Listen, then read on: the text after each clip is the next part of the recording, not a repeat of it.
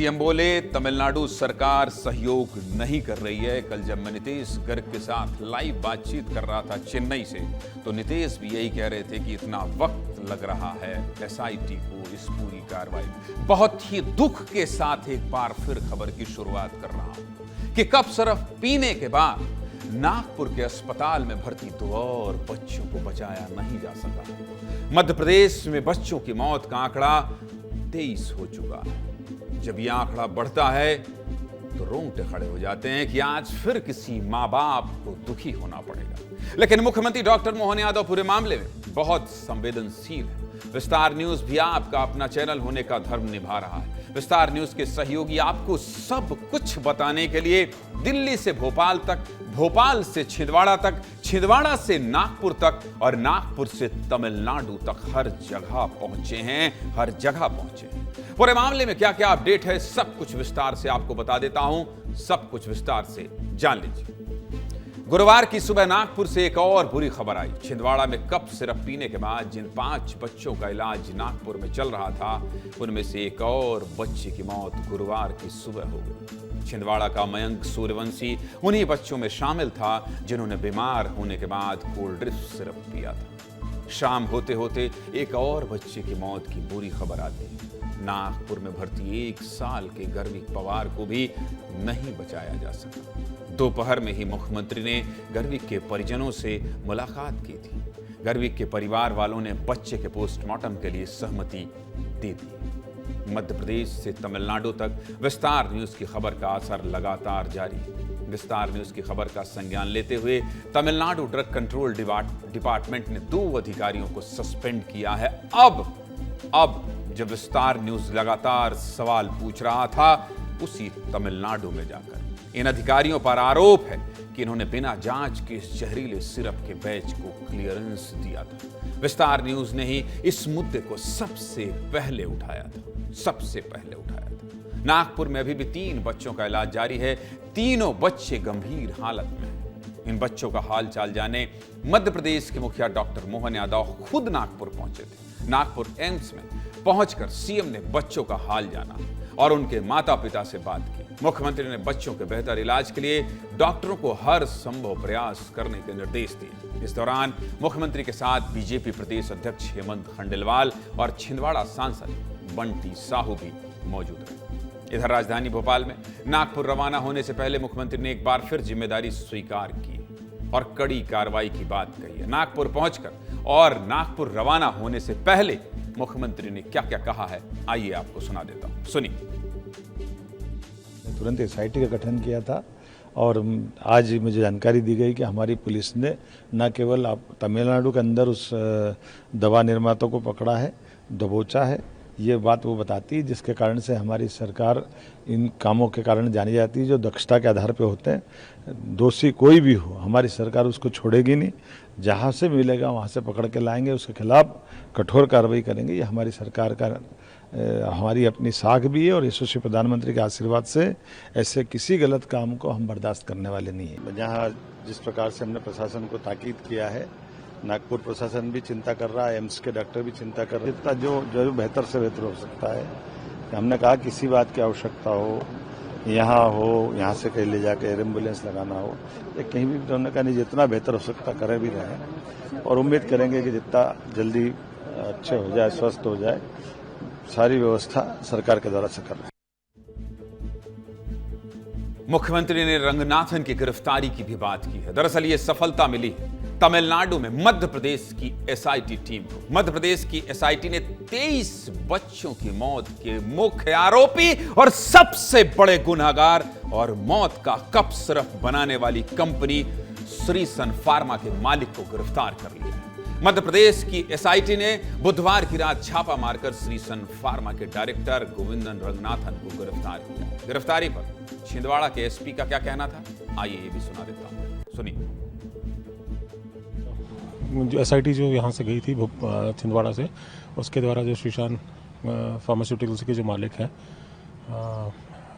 रंगराजन, उनको जो है लेट नाइट उनको जो है राउंड अप किया गया और उनकी अरेस्टिंग की गई है। जो प्रक्रिया है उसके आगे के उनका मेडिकल और बाकी की जो कार्रवाई है वो चेन्नई से करके उनको फिर यहाँ लाया जाएगा।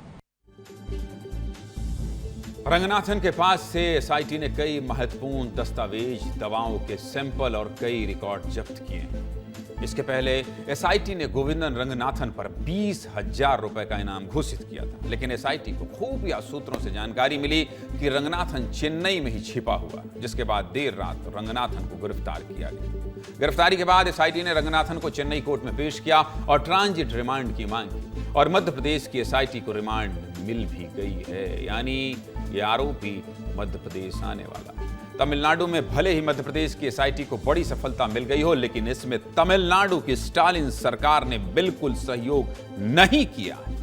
मध्य प्रदेश की पुलिस को कार्रवाई करने में ज्यादा मुश्किल भी इसलिए ही आ रही है क्योंकि तमिलनाडु सरकार को जैसा सहयोग करना चाहिए वैसा सहयोग सरकार ने नहीं किया। यह खबर हमने कल भी आपको बताई थी और आज इस खबर की पुष्टि खुद मुख्यमंत्री डॉक्टर मोहन यादव ने की। क्या कहना था मुख्यमंत्री का तमिलनाडु सरकार को लेकर, यह भी सुनिए। सही है कि जहां दवाई बनी है हमारी पुलिस ने आज वहां जाके दबोचा भी, लेकिन तमिलनाडु सरकार के द्वारा जिस प्रकार से पूरी सहयोग करना चाहिए उसमें वो सहयोग नहीं कर रहे हैं। वहां के ड्रग कंट्रोलर जो एक्सेस वहां उनका अमानक प्रकार की दवाई प्राप्त हुई, उस दवाई पे उसकी प्रॉपर तरीके से जांच होकर उसकी रिपोर्ट आ जाए। और ये बात सही है कि दवाई की कंपनियां जहां होती है एंड टू एंड दवाई के संबंध में जो रिस्पांसिबिलिटी होती है वो तो दवाई कंपनियों की ही होती है। मैं मान के चलता हूं कि जहां कंपनियां ऐसी जो भी प्रोडक्ट बनाती हैं वहां की सरकारें ठोस कदम उठाए और प्रॉपर कार्रवाई करें। 23 बच्चों की मौत और इस मौत के बाद तमिलनाडु सरकार का ये रवैया ठीक तो बिल्कुल नहीं है। स्टालिन सरकार ने भले ही दवा कंपनी के खिलाफ एक दिन में जांच कर दी हो, लेकिन सच्चाई ये भी है कि ये फैक्ट्री एमके स्टालिन सरकार के नाक के नीचे चल रही थी। बाहर से देखकर बदहाली का अंदाजा लगाया जा सकता है, फिर भी ये फैक्ट्री इतने दिनों तक चलती रही। क्यों भैया? जब तक संरक्षण नहीं होगा ये मौत का सामान नहीं बेच पाएगा। यहां तक कि मध्य प्रदेश में बच्चे मरते रहे और तमिलनाडु के कांचीपुरम में यह कंपनी सिर्फ बनाती रही। जब बच्चों की मौत के बाद दबाव बढ़ा तो स्टालिन सरकार ने महज एक दिन में जांच करके रिपोर्ट भी दे दी, ये बताने के लिए कि नहीं भाई हम तो जांच कर रहे हैं, लेकिन कोई कार्रवाई नहीं की। यहां तक कि कार्रवाई करने पहुंची मध्य प्रदेश की एसआईटी का सहयोग भी नहीं किया। बस इसीलिए इस पूरे मामले में राजनीति भी शुरू हो गई है। कांग्रेस और बीजेपी एक दूसरे पर हमलावर। क्या कहना है कांग्रेस और बीजेपी के नेताओं का, ये भी सुना देता हूं, सुनिए। प्रथम दृष्टया नजर आ रहा जो तमिलनाडु में दवाई बनी थी और ये जो प्रक्रिया है, नियम है, उसके मुताबिक मैन्युफैक्चरिंग यूनिट जिस स्टेट में रहती है उसी स्टेट की गवर्नमेंट उसको लाइसेंस देती है, उसकी क्वालिटी चेक करने का काम भी उसका रहता है और बाज़ार में आने से पहले उस स्टेट की जवाबदारी है कि उसको COA सर्टिफिकेट जारी करे। तो वो करने में कहीं ना कहीं तमिलनाडु सरकार के अधिकारियों की चूक हुई है, जिसका दुर्भाग्यपूर्ण घटना हमारे प्रदेश में हुई है।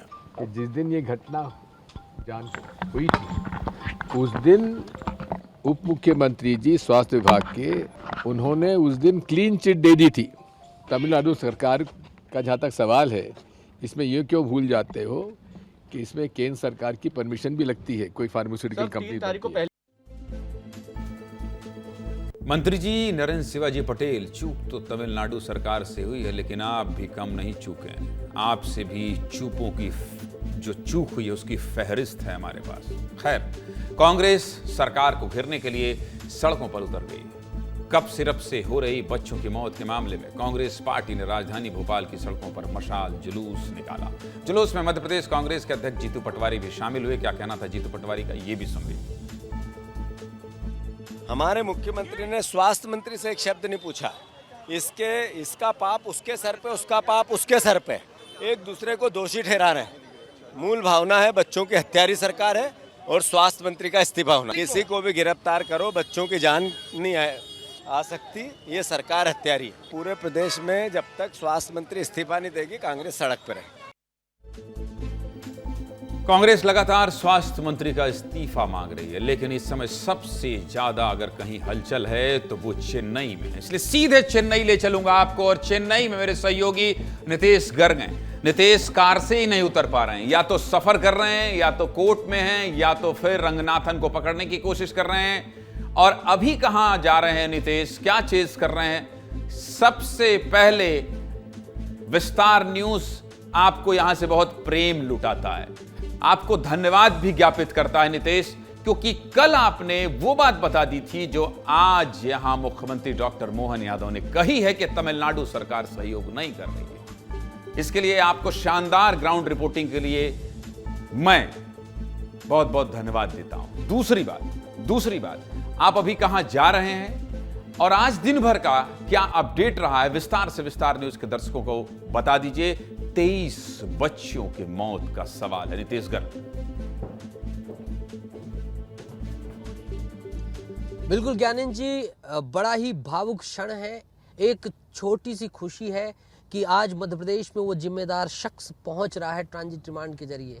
ये बिल्कुल मुमकिन नहीं होता बिना आपके, बिना अमर जी के मार्गदर्शन के, कि हर पल आपने सतत मार्गदर्शन बनाए रखा, तमाम चीज़ों को गाइड किया और तमाम इशूज़ को और अच्छे तरीके से मैं कर सकूं, ये मुझे समझाया आपने।